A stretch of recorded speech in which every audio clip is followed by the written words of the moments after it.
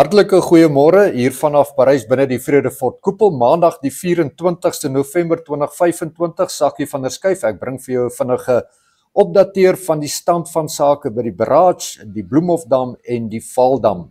Baie dankie Henning Vis van Vosloo dat jy aan ons hierdie inligting voorsien op die Koepel Water Info groep.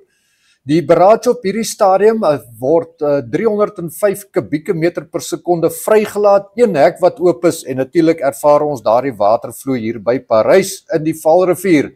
Bloemhofdam het ons 104.96% vol met 'n vrylaat van 1002.3 kubieke meter per sekonde en dan natuurlik die Vaaldam op 101.24% vol met 'n vrylating van 431 kubieke meter per sekonde op hierdie stadium. En kom ek sê vir julle, die weer drie in die buitekant in Parys en daar sak 'n lekker by reën uit. 'n Geseënde en veilige dag vir almal.